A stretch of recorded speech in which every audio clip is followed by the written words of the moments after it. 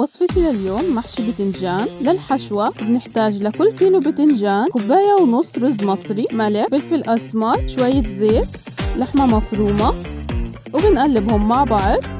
وبعدين بنحشي حبة البتنجان، بنحشيها لنصها علشان يستوي الرز وياخد راحته، ولما ينفش الرز يكون له مساحة ينفش فيها وما يطلعش مرزز معانا. وبندخل أصبعنا علشان نشوف كمية الرز مناسبة ولا لأ. لو الرز زيادة بننقص، ولو ناقص بنزود. وبعد ما نظبط كمية الرز في البتنجان بنخلي الرز يجي في كل حبة البتنجان، وبنحشي كل حبات البتنجان بنفس الطريقة وبنرصهم في الحلة وبنصب عليهم الصلصة.